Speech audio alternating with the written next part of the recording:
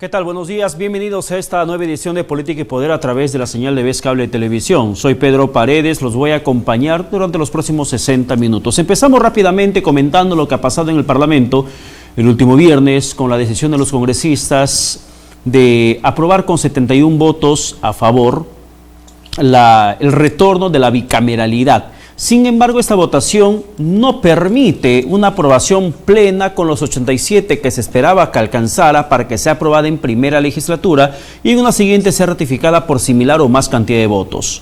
La votación, sin embargo, tendría que ser suficiente para que esta intención parlamentaria de reforma constitucional de la restitución de la bicameralidad sea sometida a un referéndum y que sea la gente la que finalmente determine si se regresa o no ese sistema de doble cámara en el Congreso de la República. Sistema que pudo haber retornado cuando hicimos el referéndum, cuando participamos del referéndum del 2018 en diciembre, impulsado por el gobierno del entonces presidente Martín Vizcarra y que simplemente recibió el rechazo de la población, habida cuenta de que una de las condiciones para que se pueda dar esa modificación era la no reelección parlamentaria. Pero ya sabemos el cantar que en ese momento se interpretó el Congreso de la República de ese entonces.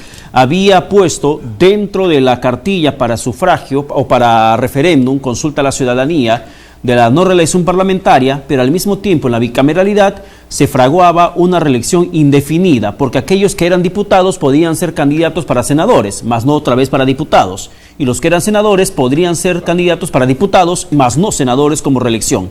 Eso finalmente habría una reelección indefinida, intercalando o permutando los cargos de elección popular.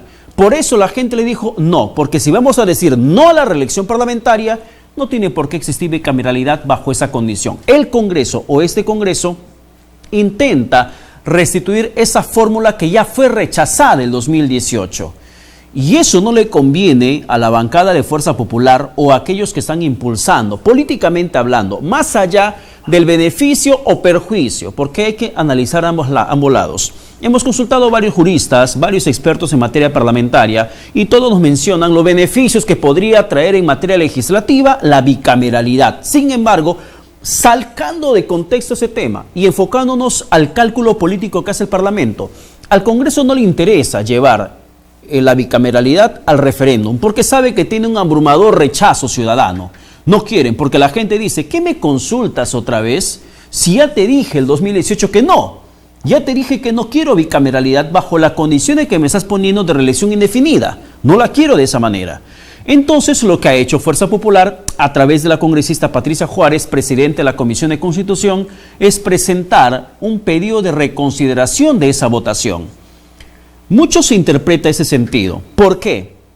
Si el Congreso no le remite al Ejecutivo la decisión que tomó de aprobar con 71 votos a favor la bicameralidad y luego someterla a referéndum, entonces el presidente no está obligado a convocar a ese referéndum, por cuanto aún no le derivan la decisión parlamentaria, aún no le informan de esa decisión. Al contrario, pidieron reconsideración, una reconsideración que probablemente se vote en la siguiente legislatura a partir de agosto, si es que tiene a bien el Parlamento o la mesa directiva entrante ponerlo dentro de la agenda correspondiente.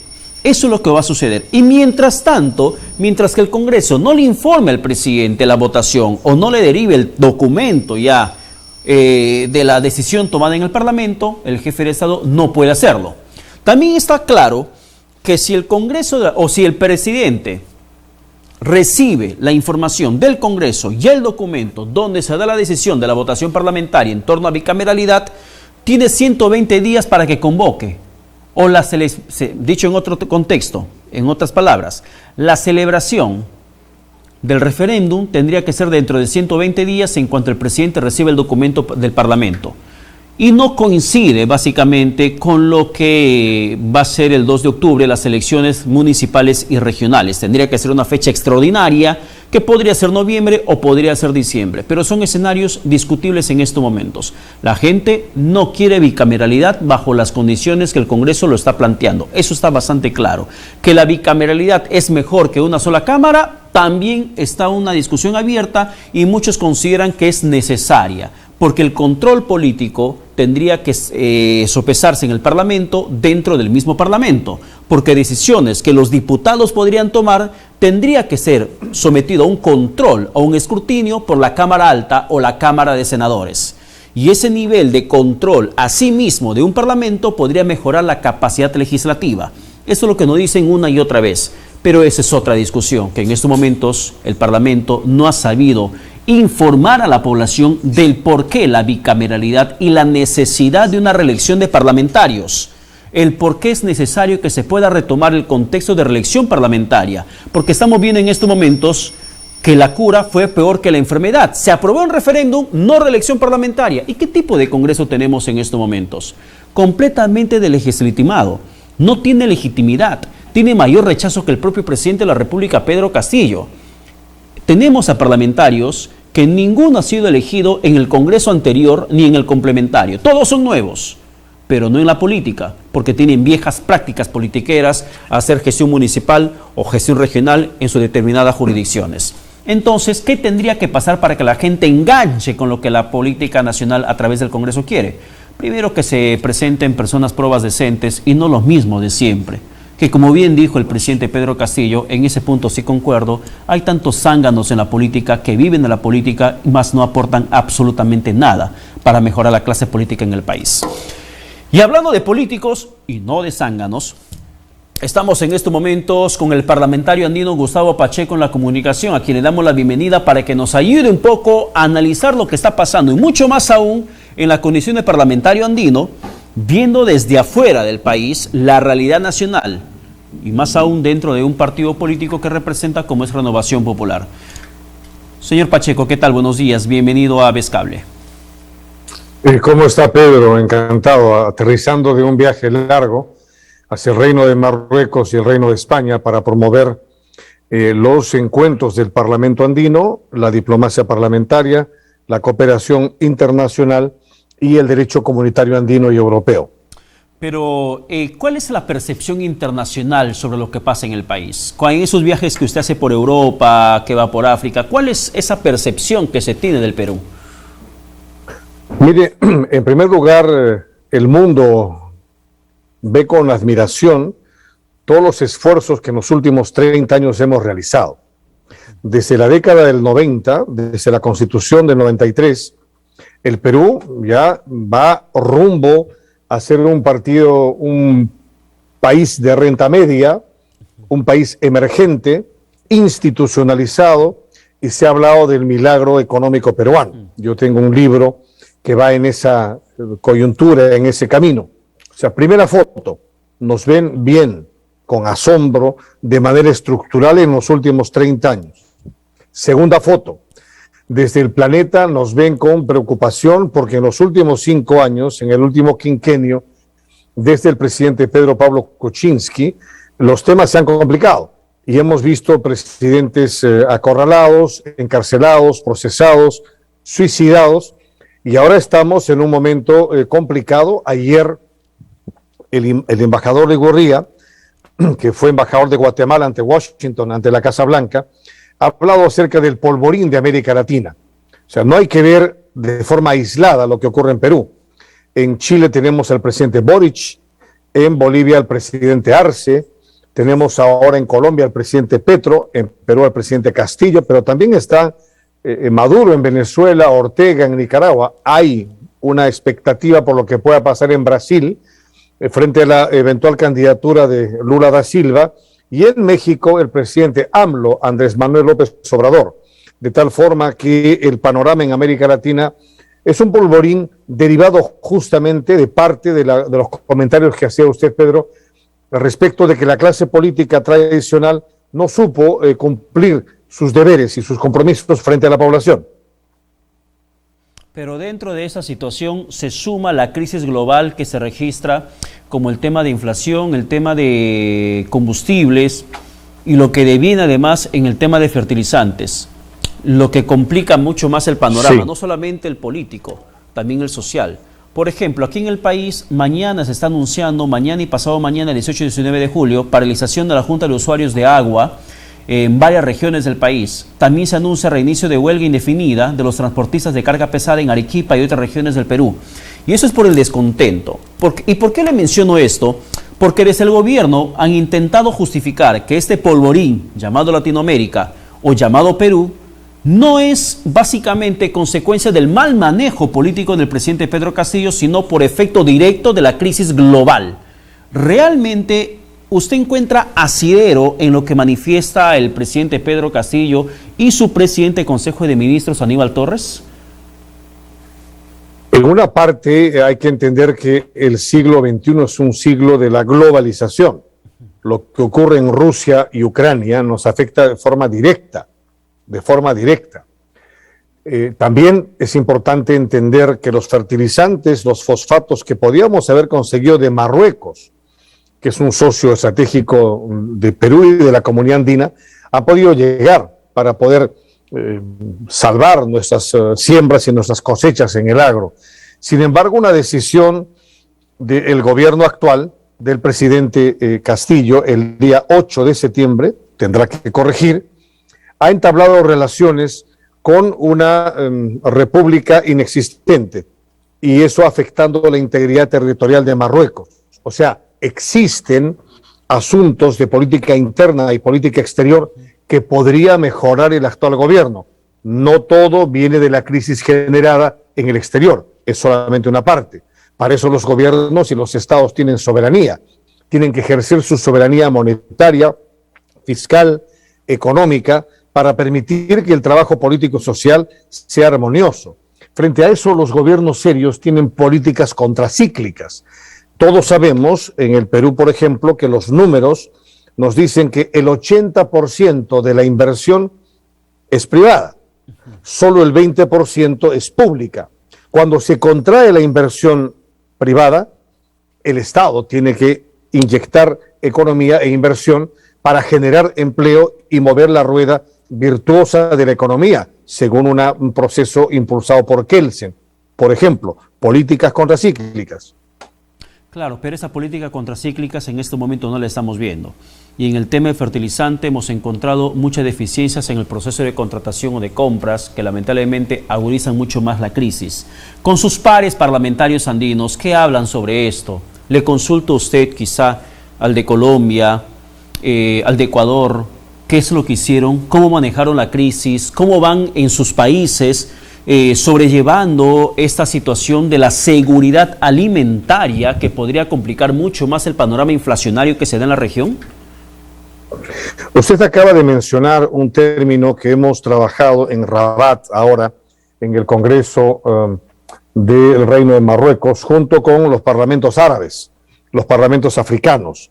Y ahí se ha acuñado un término muy importante que usted acaba de mencionar, la seguridad alimentaria. Los pueblos caminan sobre sus estómagos. Un pueblo que no está alimentado es un pueblo destinado al destierro, al fracaso, a la emigración. Entonces, frente a este tema, la Comunidad Andina de Naciones y el Parlamento Andino, donde estamos Perú, Chile, Colombia, Bolivia, Ecuador, y esperamos el retorno de Venezuela en algún momento, representamos junto con Venezuela 165 millones de habitantes. Y nuestra mirada tiene que ser común. Pedro, yo quiero anunciarle que a partir del mes de agosto, el Perú va a ser presidente de la Comunidad Andina de Naciones.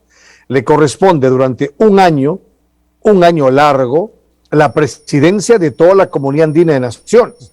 Entonces, la responsabilidad del Palacio de Gobierno va a crecer y tiene que haber una mirada común.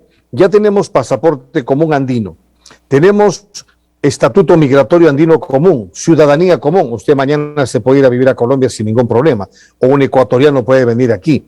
O sea, estamos replicando la Unión Europea, donde un italiano puede irse a Francia o un español se puede ir a vivir a Austria. En ese camino nos faltan algunos pasos. Tenemos también, por ejemplo, el roaming común, ya no hay que pagar llamada internacional. Podemos ir con nuestros autos a las fronteras y pasar con nuestros autos al otro lugar, circulación de personas, pero nos quedan dos temas importantes, Pedro. El primero tiene que ver con que el Parlamento andino sea vinculante. Nosotros hasta hoy no somos vinculantes. Europa también, el Parlamento Europeo en los 30 primeros años no fue vinculante. Y desde que fue vinculante el Tratado de Maastricht en el 93, el Parlamento Europeo ha armonizado de mejor manera las leyes en toda la Unión Europea. Nos falta que en esta presidencia pro tempore el gobierno del Perú declare al Parlamento andino como parlamento vinculante, uno. Y dos, el sueño final, la moneda común. Si logramos tener una moneda común, vamos a poder responder 130 millones o 165 millones de personas con economías de escala, con mayor vigor cualquier problema que tengamos en el planeta. Claro, me parece interesante esa propuesta, pero o esa visión a nivel de parlamentarios, a nivel internacional, pero yo quiero regresar al tema de la seguridad alimentaria.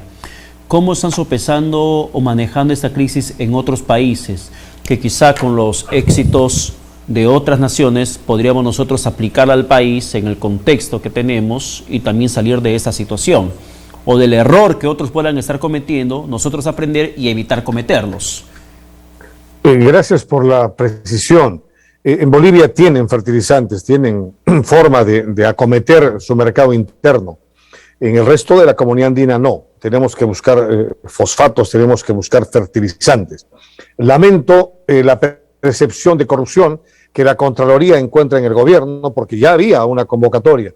Finalmente se ha declarado que no, porque el Ministerio de Agricultura en el Perú entró en un colapso de presunción de corrupción, según la Contraloría, repito. ¿Cuál es la visión en el corto periodo? Va a ser un problema complicado hasta que no tengamos una visión propia, porque no va a haber una respuesta común andina, va a haber una respuesta por países. Yo veo que Chile está manejando con serenidad su corto plazo. Veo que Colombia está en la transferencia de gobierno entre el presidente Duque y el presidente Petro. Veo que en Ecuador el presidente Lasso está entendiéndose después de un colapso con las fuerzas agrarias, y veo que antes de Navidades vamos a asumir un problema larvado en el último año en el Perú. No veo un corto plazo auspicioso. Espero que el mediano plazo sea mejor. Es bien complicada la situación, honestamente. En nuestro país, aún mucho más con lo que está sucediendo con el tema de la situación política, de inestabilidad. Francisco Sagasti, si no alguna usted que también leyó este proyecto de ley del expresidente de la República, de manera excesitaria. Sagasti plantea adelanto de elecciones para abril próximo, que no solamente se vaya el presidente Castillo, sino también que se vaya este Congreso de la República. Pero así se soluciona el problema. ¿Es el mejor remedio ante esta crisis de ingobernabilidad que tenemos desde el 2016? Hay tres razones, tres pilares fundamentales para el desarrollo: estabilidad política, seguridad jurídica y paz social. Cualquier país desarrollado tiene estos tres pilares.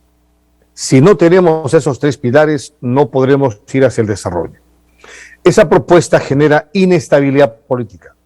Cuando un país tiene inestabilidad política, no genera inversión. Hay que generar confianza en los mercados. Y ya hemos tenido en los últimos años, en el último quinquenio, 5 presidentes. Kuczynski, Vizcarra, Merino, Sagasti y Merino. 5 presidentes en 5 años. Ahora, ¿qué queremos? Lo mismo. No, existe ya la Constitución Política del Estado, que es una institución que va a cumplir 30 años pronto, es del 93, y ahí está claramente establecido cuál es la forma de sucesión. Dice la Constitución que si falla el presidente, están sus vicepresidentes para sucederlo. Si no hay vicepresidente, está el Congreso para poder nombrar, como ocurrió con el caso del señor que usted menciona, que fue presidente accidental. Está el Congreso para restituir y reponer, y habría que convocar elecciones para concluir el periodo del Poder Ejecutivo que falta. El Congreso, yo no veo en qué momento tendría que ser disuelto. Cualquier disolución tiene que pasar únicamente por lo que mandata la Constitución. Claro, usted también ha sido congresista de la República. ¿Cómo se teje una negociación para la composición de la mesa directiva? Porque tomando en cuenta lo que está mencionando el señor Pacheco, uno hay que entender que el presidente del Congreso que se va a elegir, probablemente en la coyuntura de investigación fiscal sobre el presidente Castillo, en la acusación constitucional sobre Dina Boluarte por haber interferido un tema privado siendo vicepresidente del país y ministra de Desarrollo e Inclusión Social, y que va camino a la suspensión, al desafuero y a la sanción suspensión de 10 años para ejercer función pública, probablemente Palacio de Gobierno quede descabezado. Y quien tendría que asumir la presidencia temporal del país tendría que ser quien ocupe la presidencia de la mesa directiva del Parlamento. En una negociación de este calibre, ¿cómo se maneja la composición de las listas para la mesa directiva? ¿Cuáles son los niveles de negociación que se dan en ese contexto? Mire, eso nos ocurrió el año 2000. El año 2000, en noviembre, el presidente Fujimori renunció vía fax desde el Sultanato de Brunei, forma parte de la PEC. Y ahí pues hubo una escalada, un efecto dominó y renunció todo el mundo. Y algunos en el Congreso tuvieron que ser censurados en la mesa directiva. Asumió de manera temporal, transitoria, la mesa directiva el presidente Paniagua. El presidente Paniagua entonces fue hacia Palacio de Gobierno y quedó como presidente del Congreso el primer vicepresidente, Carlos Ferrero Costa. Y se convocaron elecciones. Al año siguiente, que fue el Congreso de la Transición, nos pusimos de acuerdo las fuerzas políticas para una unión administrativa que todavía el actual Congreso no visibiliza y que debería hacerlo. En ese momento tuvimos que ir a la modificación del reglamento del Congreso, que solamente hablaba de 3 vicepresidencias. Y entonces nos pusimos de acuerdo para que fuesen 5 vicepresidencias, de forma tal que de manera administrativa nos poníamos de acuerdo prácticamente las bancadas más importantes del Congreso para gestionar de forma conjunta el poder legislativo. Eso nos dio la solución al impasse que tuvimos. Y ahí estuvo el APRA, estuvo allí la izquierda, estuvo la derecha, el centro, todos unidos de forma administrativa para sacar adelante el proceso de transición, que es lo mismo que ocurre hoy. No tendrían por qué ahogarse en un acuerdo. La política está germinada y este programa se llama Política y Poder, porque a partir de la concertación se pueden generar espacios de poder. Yo recomendaría un acuerdo administrativo entre las principales fuerzas, pero quien tiene la voz cantante sobre este tema es nuestro vocero reelecto, ratificado, el almirante Jorge Montoya, y la vocera alterna, la honorable pastora Milagros Aguayo. Claro, pero ¿y ve usted en este Parlamento esa capacidad de consenso político para salir de la crisis? Porque lo que vemos solamente son pullas. Sí lo veo, porque han elegido, primero se han puesto de acuerdo en el actual Congreso para rechazar ese proyecto de, entre comillas, Asamblea Constituyente, que es absolutamente inconstitucional. El artículo 206 de la Constitución Política del Estado dice cuál es el camino, no hay otro camino. Solo artículo 206. El Congreso rechazó ese proyecto del Ejecutivo. Y en segundo lugar, lo que ha hecho el Congreso es nombrar 6 magistrados constitucionales. Sí se pusieron de acuerdo. Y ahora lo que queda en ponerse de acuerdo es la elección del defensor del pueblo. Finalmente yo sí veo que pueden, cuando quieren, llegar a acuerdos. Claro, cuando quieren. Quiero terminar con usted, señor Pacheco, sobre esta polémica del baño neutro que se dio en el Congreso de la República tras esta petición que se ha hecho desde la OEA para que se pueda aprobar la realización de la Asamblea General de la OEA. ¿Realmente esto ponía en jaque la soberanía nacional, que ha sido el argumento que se había puesto en marcha en cuanto el Parlamento le dijo no por esta polémica del baño neutro que pidieron desde la organización? Baño para hombres, los que van a participar, baño para mujeres y un baño neutro para la población LGBTIQ+, esta población de los que tienen diferente opción sexual. ¿Usted cree realmente que se había puesto en riesgo, percibe un riesgo de la soberanía tras la decisión del país o del Congreso de rechazar esta imposición del baño neutro? En primer lugar hay que celebrar y hay que alegrarnos porque la OEA va a sesionar en el Perú. Es importante que nuestro país no sea endogámico, sino que tenga una mirada global y que sea respetado en el mundo. O sea, me alegra muchísimo que la OEA sesione en nuestro país. También anunció la sesión del Parlamento Andino en el Perú, en homenaje al Congreso de la República, que este año, el 20 de septiembre, cumple su bicentenario. 200 años del Congreso del Perú. Es importante que el planeta nos vea, porque estamos en un siglo globalizado. Celebro también que el Congreso se haya puesto de acuerdo finalmente sobre la posición de cómo permitir que la OEA se celebre aquí. No voy a entrar en detalles que son respetuosos, que son considerables, porque ya se ha pasado la página y no quisiera diplomáticamente volver a una página superada políticamente. Claro, pero es una página superada, pero que te deja una mancha, que de una u otra forma no se borra lo que sucedió. Se hizo una reconsideración de la votación. Se habló, hizo ruido. Hizo ruido a nivel internacional. Pero sí, pero finalmente lo importante, según el refrán castellano, es que lo que está bien, bien acaba. Lo bien hecho, bien parece. Ya se ha puesto de acuerdo el Congreso, la OEA va a sesionar en el Perú y tenemos que instalar, primero, la agenda andina con la presidencia pro tempore del Perú. Segundo, la sesión del Parlamento andino a finales de septiembre y el Congreso Mundial de Derecho Comunitario Andino, y tercero, la cumbre de la OEA. Creo que en la fase internacional, Perú empieza a levantar y a descollar como siempre ha ocurrido, y según el vals peruano, yo soy optimista y digo que el Perú será otra vez montaña. Bien. Señor Gustavo Pacheco, muchas gracias por la comunicación. Buenos días. Gracias, Pedro. Buenos días. Muchas gracias. Buenos días. Que tenga buen domingo. Nos vamos a la pausa. Regresamos con más aquí en Política y Poder por Vez Cable Televisión.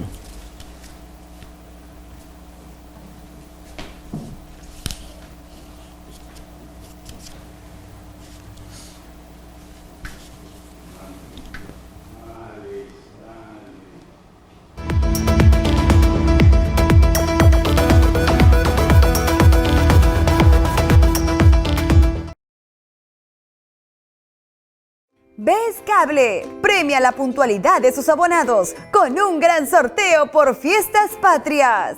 Paga tu mensualidad de julio y participa en nuestro super sorteo.